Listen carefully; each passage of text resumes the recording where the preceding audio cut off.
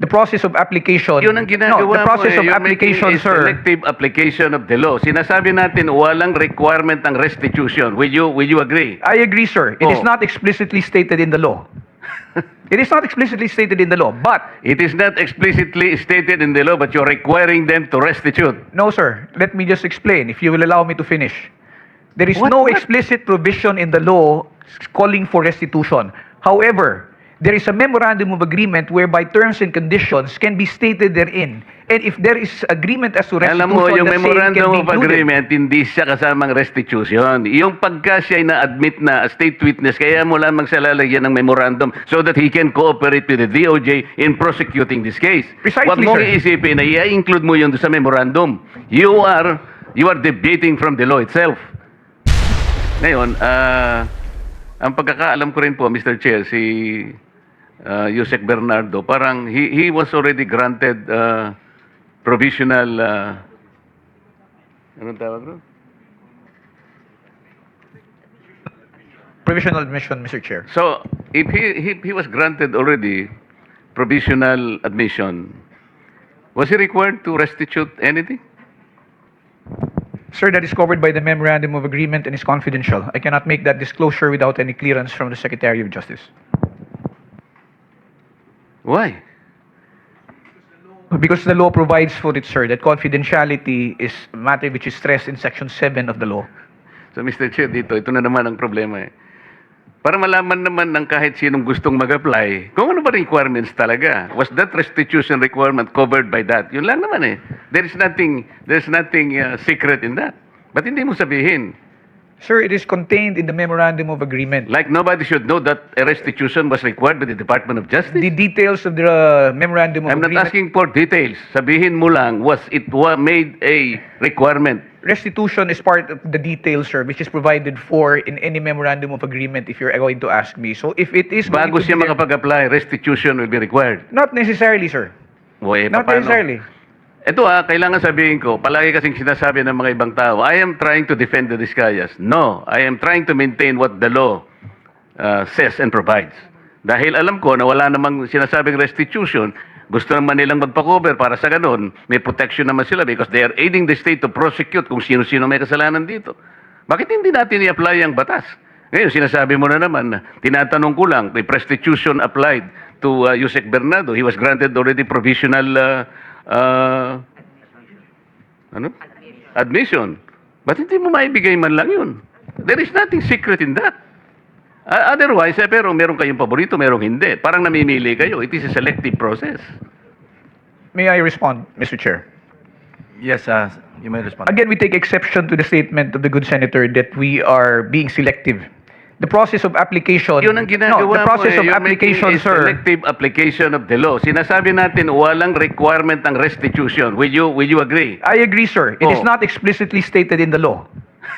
It is not explicitly stated in the law, but It is not explicitly stated in the law, but you're requiring them to restitute. no, sir. Let me just explain, if you will allow me to finish. There is What- no what? explicit provision in the law calling for restitution.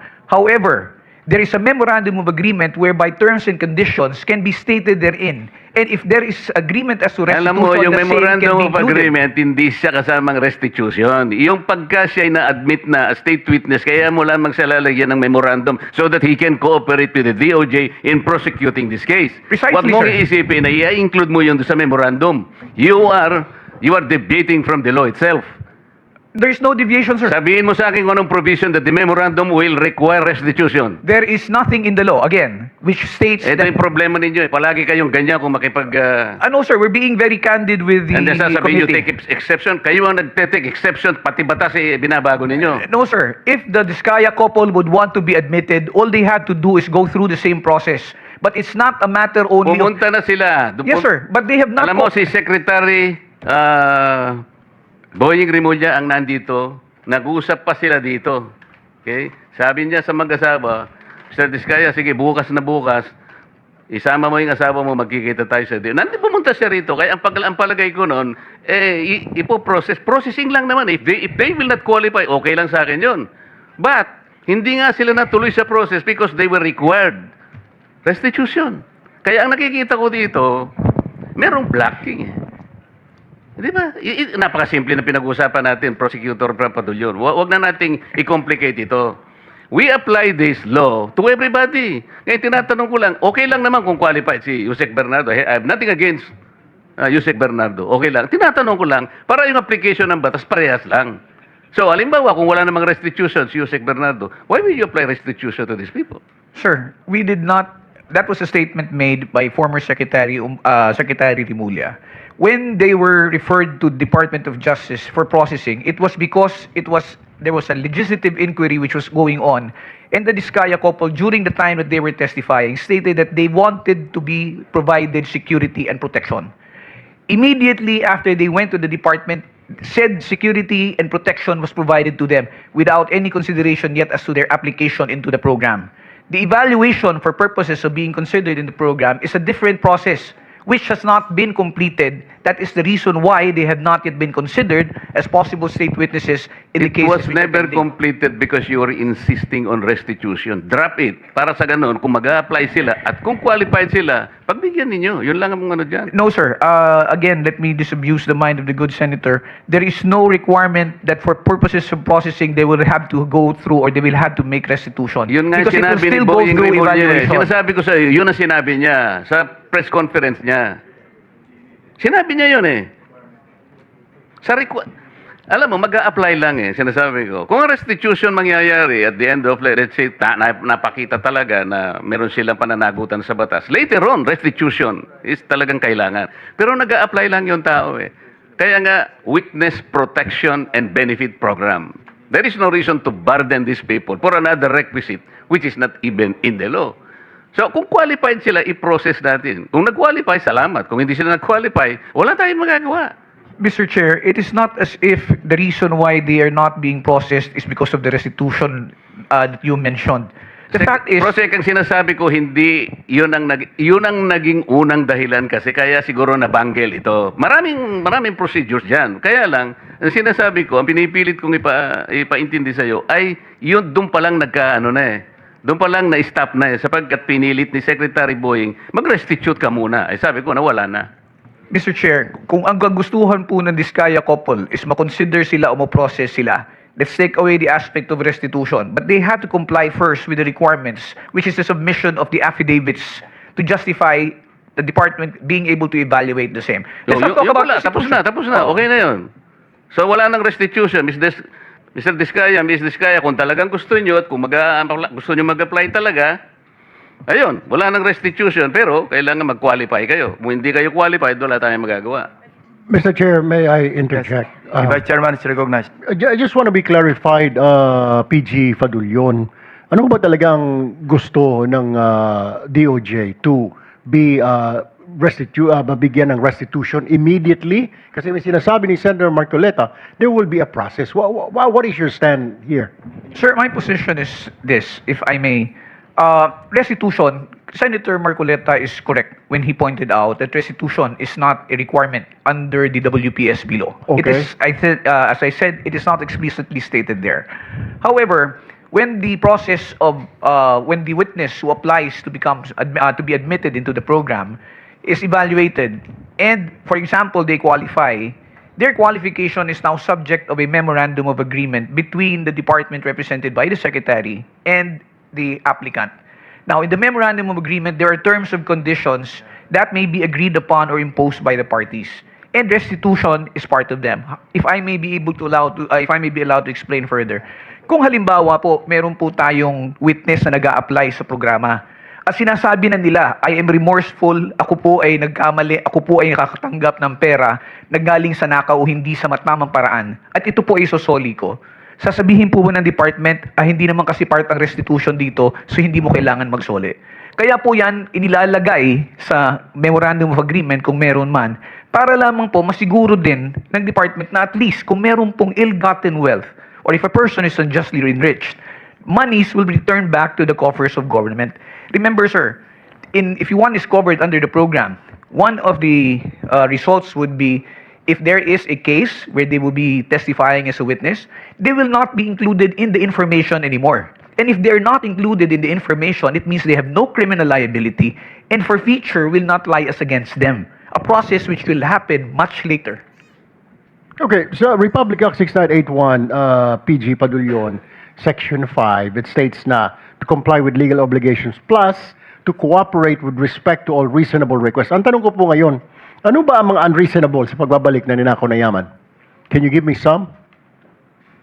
Let me just be clarified, Mr. Chair. Ano po ang magiging, ano ang reasonable kung magbabalik po? Kasi ang sabi, legal obligations, reasonable request. So it's a reasonable request. Pero it doesn't mean to say na you are, it's their obligation. Is that Yes, sir. correct? Yes, sir. Kasi po, kasama po yan doon sa pagpapakita po ng pagsisisi ng kung sino man pong aplikante na sinasabi niya, kung ako po ay may nakuhang yaman sa pamamaraan na hindi po legal, at ako po ay humihingi ng kapatawaran, at ako po ay willing na tumistigo, at isosoli ko po. Natural po, ipapalagay po natin yan sa loob ng Memorandum of Agreement, at yan po ay mapupunta sa gobyerno. Kaya po, ang tanong ko po ngayon sa PG Padulyon is that reasonable ba o unreasonable ang pagbabalik ng pera na kinuha sa taong bayan, which is which? It is definitely not unreasonable. I would say it is only reasonable and within reason to return the same. Thank you, Chair. Mr. Chair. Hypothetical, halimbawa, nag-apply yung couple, Diskaya couple. Sinabi nila, halimbawa, papasok sila sa MOA. Okay, ito po yung aking mga account numbers, ito yung bangko, willing po akong i-waive kung magkano man ang laman nitong account number na ito. Tama po ba yung hypothetical situation na ganon? That would be one correct means, Mr. Chair. Or halimbawa, ito po yung estimate ko na kinita ko sa aming pagkokontrata na mayroong ghost project. Nag-estimate siya. Nagbigay siya sila ng estimated amount na sa tingin ninyo acceptable kasi yun ang base rin sa reasonable na computation. Kasama rin yung sa MOA. That will also be included in the MOA, So sir. hindi immediate na Hindi po pagpasok immediate. nila, babayad na kagad sila. Parang extortion yun. Yes, sir. Hindi po immediate kasi mangyayari niyan is parang you paid your way to be able to be admitted. Parang you buy your Yes, way sir. in to the Yes, sir. program. Ito po, it's a So, necessary. merong miscommunication. Yes, sir. Wala nga sa batas ang restitution, pero it could come later. Yes, sir. Parang as a pledge, as a commitment. Yes, sir. That is correct, Mr. Chair. Thank you. Mr. Chair, ikaw na nga nagsabi, Prosec, it is not in the law. Okay. Gagawa ka ng paraan para i-circumvent mo yon, papasukan mo dun sa memorandum. Reasonably ba yung maglalagay ka ng isang bagay that was not even provided as a requirement? Alam mo, as a lawyer, sinasabi natin palagi, this spring cannot rise higher than its source. Ano yung source? The law itself, di ba? Bakit ka ngayong gagawa to circumvent it para lang ipakita mo? Alam mo, you'll be abusing. That is grave abuse of discretion. Ni hindi mo nga alam, magkano isosoli nila, for example. Alam mo ba kung paano isosoli? Doon lang sa solian, doon lang magkakaroon na ng corruption dito. What was not given to you by the law, you cannot have it. Dito tayo nagkakaproblema, Mr. Che. Kaya, ang pinag-uusapan lang, these people, gusto nilang tulungan ng Estado. We're not, hindi man hidden wealth, pinag-uusapan Mrs. dito. Diskaya wants to say something. Can we allow her? Pwede natin magsalita ka muna. Yes po. I-confirm ko lang po kasi with what attorney Fadulyon said na meron kaming we were given temporary security. Definitely we weren't kasi I had to get our own security for me and my kids after the session here where we mentioned the 17 congressmen. So hindi po kami nabigyan ng DOJ ng any security whatsoever. And then yung sinasabi na hindi kami nakikipag-cooperate. Actually, the affidavits that they were requesting were prepared and we were ready to give it to DOJ. Pero kasi we were required to restitute first. So hindi namin You were required to restitute. Oo, How much? Wala silang sinabi na amount. So hindi Baka- namin alam kung ano yung restitution. Baka stipulation lang. Oo. So it was one of the stipulations PG, that baka was stipulation lang yun. asked of us. Mr. Chair, I am not privy because I am not part of the ones who've been talking Yes. to and communicating Yes po, with the opo. Diskaya couple. So I will have to validate that information, Mr. Chair, as to whether or not So- restitution was made a condition. Maybe you can renew your application. Actually, hindi din Puntahan nyo na lang si PG Padulyon. Opo, hindi na po kami, we are 100% trying to cooperate with whatever is asked of us. So when Mr. Diskaya was let out for a half day to do the ledger, nagpasa po kami ng ledger ni Yusek Bernardo nung day din na yon, pero hindi din pinansin. It parang sinabi sa amin, the case will go on Okay, even without para the lang kasi ledgers. 490 na, no? Sabihin yung lawyer ninyo, mag-coordinate sa DOJ. Andito yung director ng WPP. Kung makipag-ugnayan, para hindi tayo dito nagba-back and forth. Hindi tayo matatapos eh. Kasi I think there's a lot of miscommunication eh. No, iba yung interpretation, iba yung interpretation. Yes, so, Mr. Senator Chair. Rizal, you're about to... Yes, salamat Mr. Chair. Since sinabi ni Ms. Diskaya na gusto nilang mag-cooperate 100% sa mga investigasyong ito, just to make of record explicitly, bukod po sa sinabmit na nilang mga proyekto ng Alpha and Omega 2016 to 2022, iniintay pa po ng komite yung mga proyekto 2016 to 22 ng St. Gerard, St. Timothy, Amethyst Horizon, St. Matthew, Great Pacific Builders, at Elite General Contractors. Plus po, yung mga joint venture agreement projects ng mga Diskaya taong 2016 hanggang 2022 din, Mr. Chairman. Salamat po.